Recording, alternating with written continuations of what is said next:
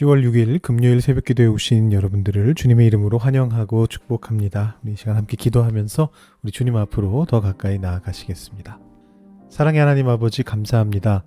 오늘도 우리를 주님 앞으로 나올 수 있게 해주시고 우리의 마음을 주님 앞에 올려드릴 수 있도록 인도하여 주시니 감사합니다.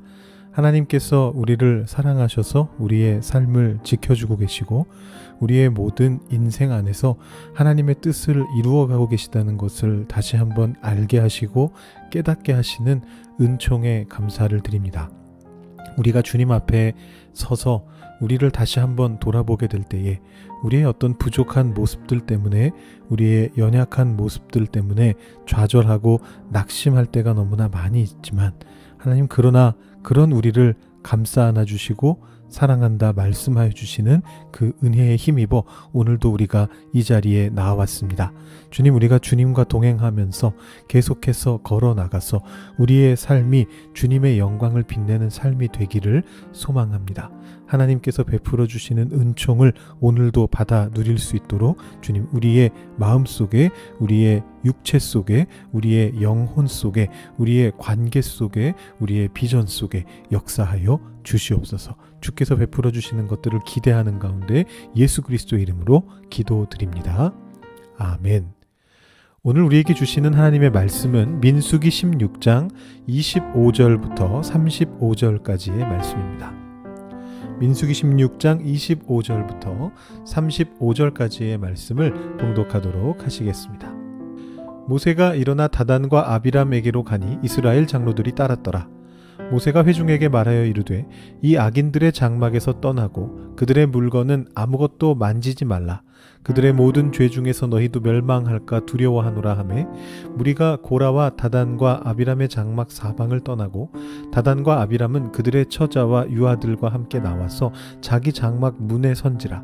모세가 이르되 여호와께서 나를 보내사 이 모든 일을 행하게 하신 것이요 나의 임의로 함이 아닌 줄을 이 일로 말미암아 알리라.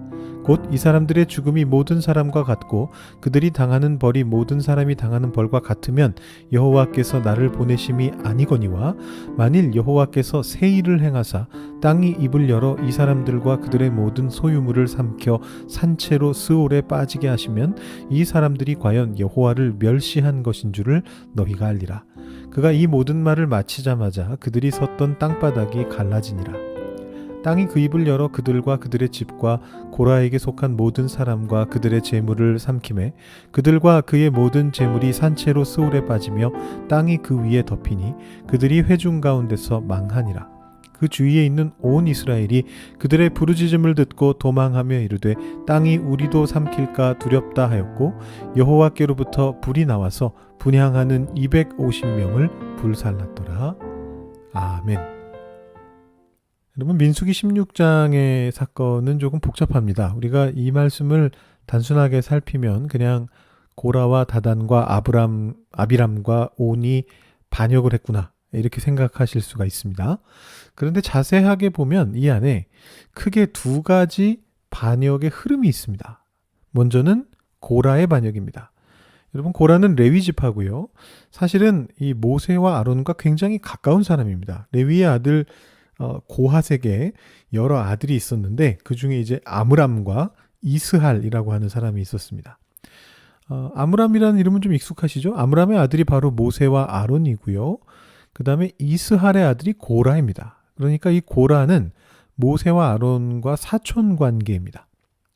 엊그제 말씀입니다만 6절 말씀, 7절 말씀 보시면 이 고라는 레위 지파로서 제사장의 역할을 하기를 원하는 존재였다라는 것을 알게 되고요. 그래서 이제 이 고라를 따르는 250명의 무리들이 향로를 준비해서 하나님 앞에서 향을 피우기로 이제 그렇게 이야기가 진행이 됩니다. 이 11절과 17절 말씀 보시면 이 고라와 직접 대응되는 인물은 제사장인 아론이죠. 그래서 아론 또한 거기에 맞대응하면서 향을 피우는 것으로 이제 그렇게 되어 있습니다. 자, 반면에 이제 다단과 아비람은요, 레위 지파가 아니라 르우벤 지파입니다. 그렇기 때문에 이 사람들은 당연하게도 제사장 직분에는 별 관심이 없습니다. 이 다단과 아비람의 요구 조건은 12절부터 14절까지 말씀에 나오는데 눈으로 한번 훑어보시면 이게 어제 말씀이죠. 모세의 지도력에 대항을 하는 것이죠. 그래서 그 남방에서 네게브 광야를 통해서 가나안 땅으로 진입하는 것을 우리는 하지 않겠다. 너의 지도 아래에서는 내가 그 일을 하지 않겠다. 이제 이런 얘기들을 하는 것입니다. 그래서 사실 이 사건이 정확히 언제 일어난 사건인지가 조금 불확실한데요. 남쪽에서 가나안으로 진입하려고 했던 일은 사실은 13장, 14장에서 정탐을 하고 이제 그 직후에 벌어진 일인데 이제 여기 14장 끝에서 하나님의 심판을 받고 나서 광야를 떠돌게 되기로 이제 결정이 되지 않았습니까? 그리고 나서 이 40년간의 광야 생활이 끝나고 나면 남쪽이 아니고 요단 동편으로 가서 이제 그 동쪽으로부터 가나안 땅으로 들어가게 되는데 이 다단과 아비람은 지금 이 민수기 내러티브를 따라와 보면 이미 사건이 다 일단락된 이후에 갑자기 우리는 남쪽에서 가나안 땅으로 너희와 함께 올라가지 않겠다 뭐 이런 얘기를 지금 하고 있습니다. 전에도 한번 말씀드렸습니다만 이 민수기가 정확하게 시간 순서로 적혀 있는 건 아니거든요. 그래서 이제 다단과 아비람의 반역 사건이 어쩌면 13, 14장 그때 일어났던 또 다른 반역 사건일 수도 있겠고 혹은 우리가 잘 모르는 성경에 나와 있지 않은 어느 다른 시점에서 또 남쪽에서 가나안으로 진입하려는 그런 시도가 있었는데 뭐 그때 일어난 일일 수도 있겠다 이런 생각도 듭니다. 아무튼 여기에서 다단과 아비람에 대응되는 인물은 아론이 아니라 모세입니다. 그래서 여기서는 지금 일종의 정치 지도자의 자리를 놓고 다툼이 있다 이렇게 보실 수가 있습니다. 자, 그러면 온은 어떻게 된 것입니까? 여러분 한 명 더 있었죠? 온이라고 1절에 나오는데요. 미스터리 인물입니다. 맨 처음에 한 번 딱 언급되고 나서 한 번도 이름이 나오지 않았습니다. 다단과 아비람을 따르던 한 부류였을 수도 있겠고 아니면 성경이 이렇게 우리에게 전해지는 전승되는 과정에서 이름이 좀 잘못 들어간 케이스일 수도 있는 것 같습니다. 아무튼 이 온에 대해서는 우리가 뭐 신경 쓸 필요는 없는 것 같아요. 나오질 않으니까. 자, 그래서 결과적으로 이렇게 두 가지 반역 사건이 이 안에 포함되어 있습니다. 자, 어제 본문에서 여호와께서 모세에게 나타나셨고 오늘 본문에서 이제 본격적으로 이 두 반역 사건에 대한 하나님의 처분이 시작이 됩니다. 그런데 여기 본문이 조금 이상하게 섞여 있습니다. 16장 전체가 전반적으로 그런데 25절에 보시면 모세가 누구한테 갔느냐 하면 다단과 아비람에게로 갔다 이렇게 되어 있습니다. 여기 아마 르우벤 진영이겠죠? 그래서 여기 고라 이름이 안 나옵니다. 그런데 27절에서는 고라가 잠깐 나와요. 앞부분에 무리가 고라와 다단과 아비람의 장막 사방을 떠났다. 그렇게 되어 있는데 그 뒤에는 다시 고라의 이름이 없습니다. 그래서 다단과 아비람은 그들의 처자와 유아들과 함께 나와서 장막문에 섰다. 이렇게 되어 있습니다. 그리고 나서 32절로 가보시면 땅이 입을 열었는데 여기에서는 또 다단과 아비람의 이름은 안 나오고 고라에게 속한 모든 사람 이렇게 이름이 고라라는 이름이 나오고 있습니다. 뭐 물론 이제 맥락을 보면 27절에서 다단과 아비람의 얘기가 나왔으니까 이 32절에서 그들과 그들의 집이 다단과 아비람을 말하는 것이다 이렇게 볼 수는 있을 것 같아요. 그리고 나서 고라에게 속한 모든 사람도 같이 땅에 삼켜졌다. 이렇게 이제 32절에 기록이 되어 있는데 정작 문제는 뭐냐 하면 이 정작 고라를 따르던 무리는 우리가 앞에서 봤듯이 250명의 그 분향하던 사람들이거든요. 근데 이 사람들은 이때 안 삼켜졌습니다. 왜냐하면 35절을 보시면 그제서야 여호와께로부터 불이 나와서 분향하는 250명을 불살랐더라. 이렇게 지금 적혀 있거든요. 게다가 고라에게 속한 모든 사람이라면 이 표현이 의미하는 바는 이 당시 기준 중동의 고대 근동의 어떤 사고관으로 볼 때는 이거는 고라의 대가족들 전체를 말하는 거다라고 볼 수가 있겠는데 정작 고라의 아들들이 여기서 아무도 죽지를 않습니다. 그래서 민수기 26장으로 가보시면 고라는 땅에 삼켜져 죽었으나 아들들은 죽지 않았다라고 그렇게 이제 기록을 하고 있거든요. 그리고 그 고라의 아들들을 통해서 사실은 굉장히 유명한 레위인들이 많이 나옵니다.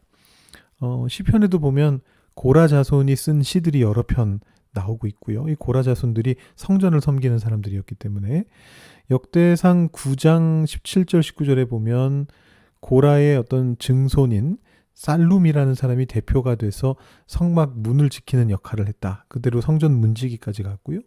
그 다음에 이 살룸의 아들이 마띠디아라는 사람인데 이 성전 요리사였습니다. 전병 굽는 일을 담당하고 있었고, 또 다윗과 솔로몬 시대에 유명한 그 성전에서 노래하는 찬양하는 사람이었던 그 지금으로 보면 찬양대 지휘자 같은 사람 혹은 뭐 솔리스트 같은 사람인데 헤만이라고 하는 또 유명한 사람이 있습니다. 이 사람도 고라의 자손인데요.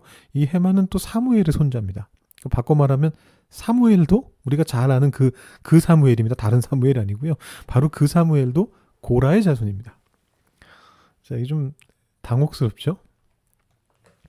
모세와 아론에게 대항했던 반역자 고라, 심지어 하나님으로부터 천벌을 받아 죽었던 그 고라, 그 이름이 후세에는 아주 대표적인 하나님을 섬기는 자들의 조상으로 길이 남아 있었던 겁니다. 고라 자손 이런 표현이 계속해서 나오고 있습니다. 어쩌다 그렇게 됐는지 구체적인 얘기는 성경에 나와 있지 않기 때문에 우리가 뭐 더 추측할 수는 없거든요. 뭐 아들들은 고라의 반역에 가담을 하지 않았던 건지, 현대라면 가능하지만 과거에 과연 그랬을까 싶은데, 아니면 뭐 가담했었지만 죽진 않았고 잘못을 회개하고 뭐 하나님께 헌신한 것인지, 뭐 자세한 내용은 우리가 알 길이 없습니다. 아무튼 이제 오늘 본문으로 다시 돌아보면 성경 말씀을 그대로 받아들인다면 고라 본인을 제외하고 나머지 레위인들, 그 분향하던 사람들은 땅에 삼켜지진 않은 것 같고요. 실제로 땅에 삼켜지는 형벌을 받은 이들은 다단과 아비람의 일족들인 것 같습니다. 그리고 고라를 따르던 250명은 여호와의 불에 삼켜졌습니다. 이것이 이제 오늘 본문에서 일어난 사건입니다. 자, 이렇게 정리를 해놓고 보면 오늘 본문에서 반역의 두 무리들은 자신들이 요구하던 것에 의해서 벌을 받았다는 걸 확인하게 됩니다. 제가 도표로 한번 정리를 간단하게 해봤는데요. 모세의 지도 아래에서는 가나안 땅으로 올라가지 않겠다라고 말하던 르우벤 지파의 사람들은 땅 아래 스올로 빠지게 됩니다. 그 땅에 안 가겠다. 그래? 그럼 땅 아래로 떨어져라. 약간 이런 느낌이죠.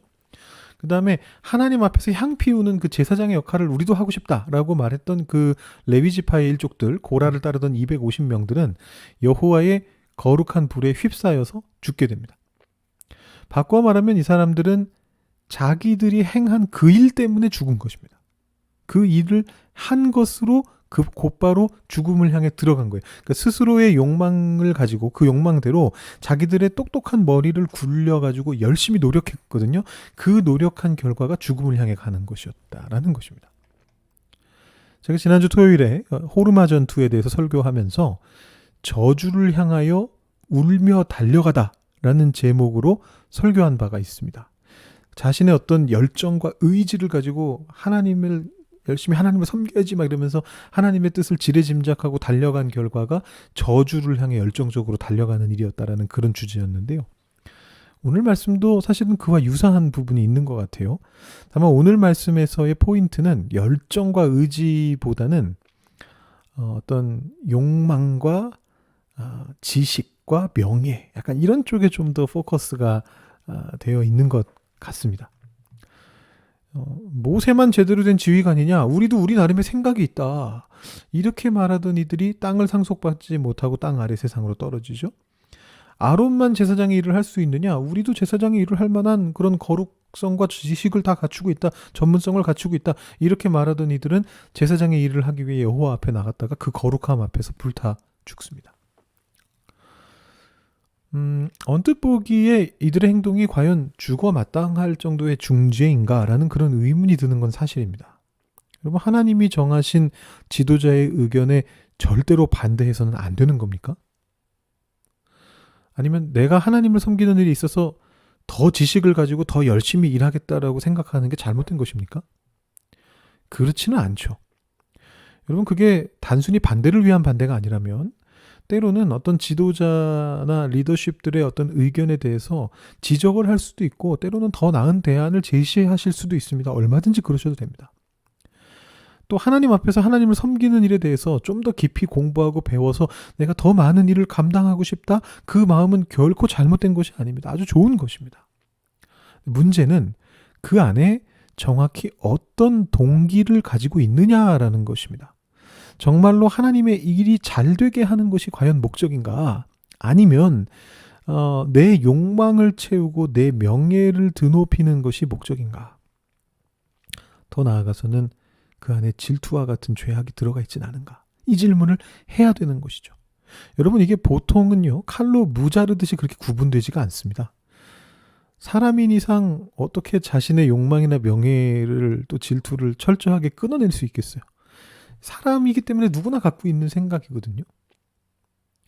그럼에도 불구하고 우리가 늘 노력해야 하는 것은 뭐냐 하면 하나님의 일에서 최대한 어떻게든 내 욕망이나 명예의 욕을 배제하기 위해서 나의 어떤 질투나 죄악이 거기에 관여하지 않게 만들기 위해서 매 순간 끊임없이 기도하는 가운데 노력하는 일입니다. 삿된 생각을 가지고 있을 때 하나님을 위해서 한다고 하는 그 일을 통해서 오히려 하나님의 거룩함을 해하고 더 나아가서는 스스로를 멸망의 길로 몰아넣는 길을 걷게 될 수 있다는 것을 매 순간 기억하는 것이 중요합니다. 내가 자칫하면 그렇게 될 수 있구나. 이것을 계속해서 기억하면서 하나님 저한테 힘 주십시오. 저의 능력으로는 도저히 안 됩니다. 오늘도 또 욕망이 생겨나고 오늘도 또 명예욕이 생겨나고 그 자리에 가고 싶다. 내가 그 일을 하고 싶다. 그게 삿된 생각을 통해서 그 길로 가고 싶은 그런 생각들이 계속해서 든단 말입니다. 그것을 눌러달라고 하나님께 요청을 해야만 합니다. 이번 주 추수감사 예배 때 함께 부를 찬양 한 곡 소개하면서 오늘 설교를 마치고자 합니다. 여러분 묵상하시는 가운데 이 찬양을 불러보시고 여러분의 삶 속에서 하나님의 일들을 감당해 나가시면서 여러분의 어떤 욕망을 최대한 버리고 오직 하나님의 뜻을 행하며 살아가겠노라 그렇게 다짐하시는 시간이 되실 수 있기를 바랍니다. 여러분 나의 만족과 유익을 위해 라는 곡인데요. 제가 한번 이렇게 한번 쭉 가사 불러드릴 테니까 여러분 같이 한번 불러보시고 기도하시는 시간 가지시면 좋겠습니다. 나의 만족과 유익을 위해 가지려 했던 세상 일들 이제 모두 다 해로 여기고 주님을 위해 다 버리네. 내 안에 가장 귀한 것 주님을 알미라.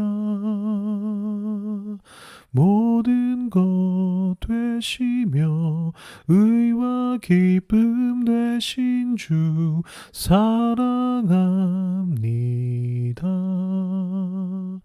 나의 주.